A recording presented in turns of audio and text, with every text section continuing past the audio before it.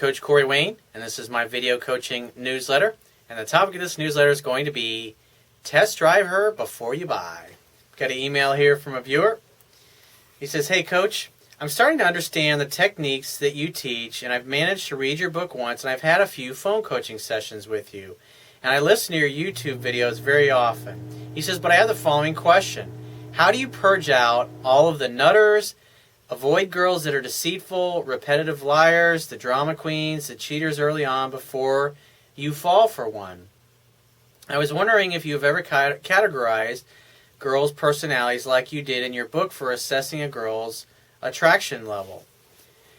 And I would say no, that I haven't. But here's the thing that I know. When you follow the stuff that I teach in my book, when you use the techniques and the strategies to rate a woman's level of attraction and interest in you from the start, that will help you screen out the bad ones from the good ones.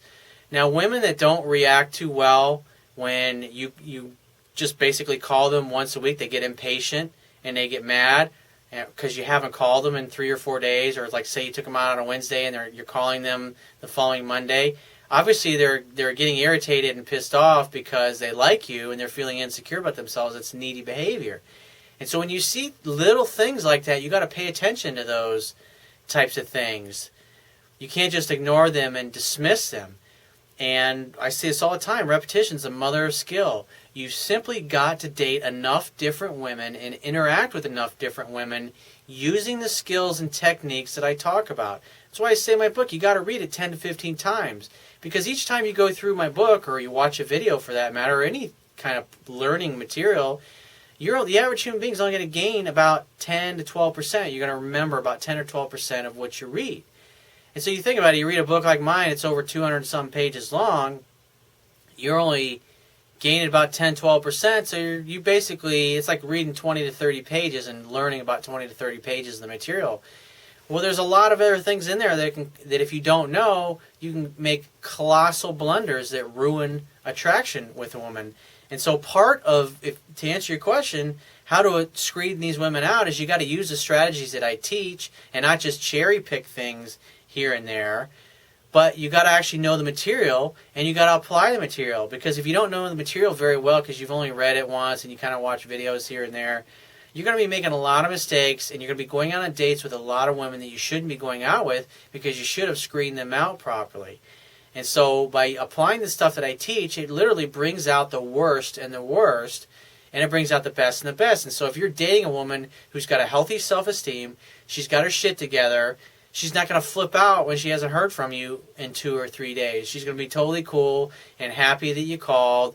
And she's going to practice infinite patience with you because she came from a healthy relationship. She came from a healthy family, meaning mom and dad had their shit together, and so she's very comfortable in her own skin. And so when you don't get back to her, or you don't call her and blow her phone up 3 or 4 times a day, she's not going to assume that you don't like her. She's just going to assume that maybe you're busy or you got other shit going on, and you'll get back to her when you got time. And when you do call her, she'll be, "Hey, I'm glad to hear from you. I was hoping you'd call."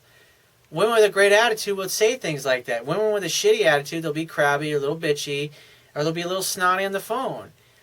And you got to notice those things. But if you don't know the material in my book well enough, you're going to be making unnecessary mistakes. And if you don't practice this stuff on enough different women, then you're going to be blown by things that are red flags, and you're not even going to notice them because you haven't learned the material well enough and you haven't practiced with enough different women. Because here's what happens. I've seen this a lot.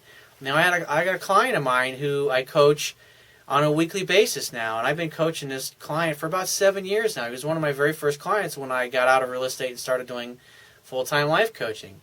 Well, he was 39 at the time, and he wanted to marry somebody he was head over heels in love with. He finally wanted to get the relationship thing right. And so I coached him for about 90 days, and then about 45, 50 days in, he met this girl that just fucking blew his ass away.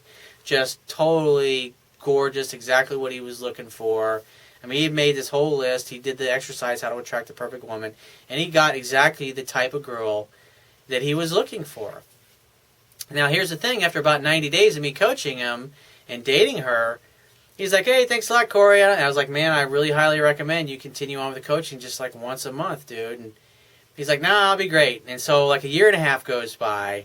I don't hear from this guy. And then he calls me out of the blue. He's like, man, I need you an emergency phone session. And he says, my wife's left me, and she's been fucking her attorney, and she's getting her own place, and she's moving out today. He's like, can you help me? And I was like, oh, I'm really glad you called me before things got really bad. And so that's what I see. And so to make a long story short, I coached him for about 6 weeks. The second time, he got his ex-wife back. He was dating her. He was hooking up, and she'd blown the other dude off. And then I didn't hear from him for about 2 years, I guess it was. Year and a half, 2 years. And so he called me, and like his business was really fucked up. He was literally on the verge of bankruptcy and getting his doors shut by the tax man because he had $1.5 million, $2 million worth of tax liens that he hadn't paid in his business. He had a lot of key people that left, and then his relationship with his ex-wife didn't end up working out long term because he realized that she just wasn't the right type of girl. And the thing was, like one of the red flags that he ignored because he got all dopey, and we talked about this, but he's like, nah, I got this. I got it all figured out.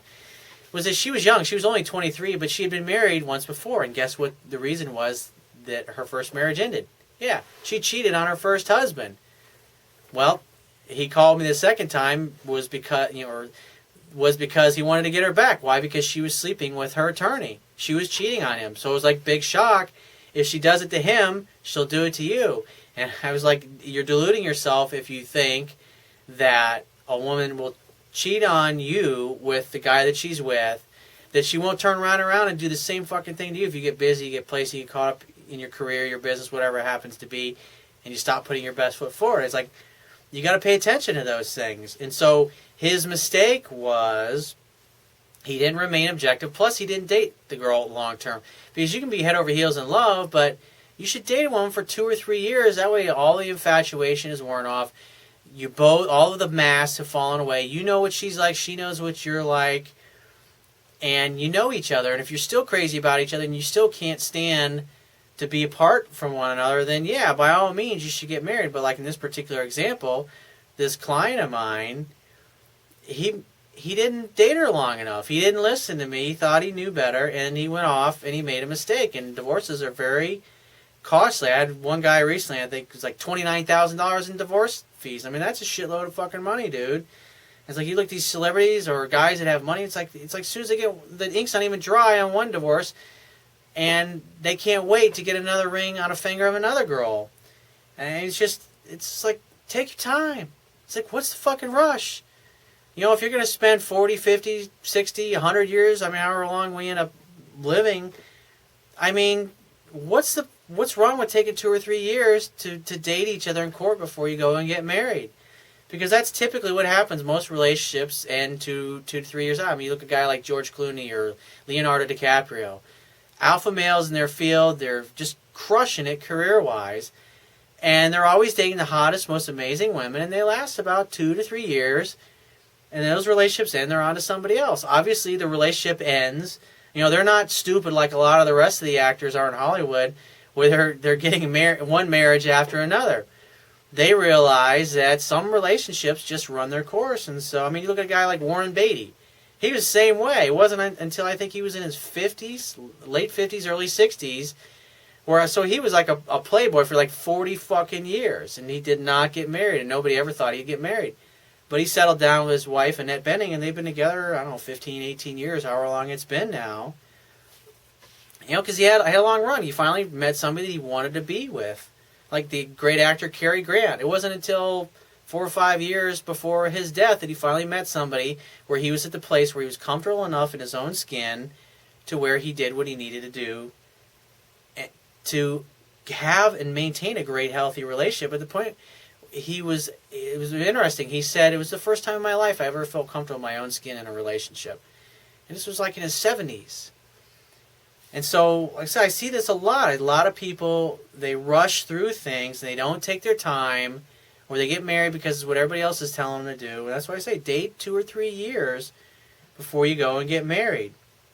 So, to answer your question, the main thing that because he's obviously having problems with some of the women that he's dating, is that you're not remaining objective because you haven't dated enough women and you don't know the material that I teach in my book well enough. And so you're still going out with girls that you should be dumping and blowing off because you just simply don't see all the little red flags.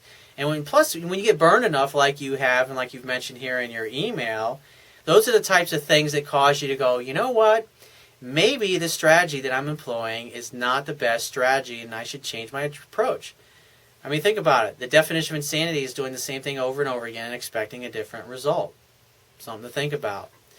So if you have a question you want to ask me, go to my website, click the Contact Me tab at the top of your screen, send me 1 to 2 paragraphs max, and just give me several weeks to get back to you with a response. If you want to talk to me right away, the quickest way to get my help is to book a paid phone coaching session. You can do that by going to my website, click the Products tab, which will be at the top of your screen, and just follow the instructions. If you want to get a digital version of my Kindle ebook, on my website, underneath the email sign-up box, is a box that has a link that will take you right to the Amazon Kindle download page for my book. Once you get there, if you don't have a Kindle device, just download one of their free e-reader apps for whatever electronic device you want to read my book on. And if you appreciate the value of the information I offer in this video newsletter, the articles on my website, or my ebook, you can show your appreciation right now by going to my website and on the Wibbia toolbar at the bottom of your screen, click the PayPal donate button and donate any amount that you feel is equal to the value of the information.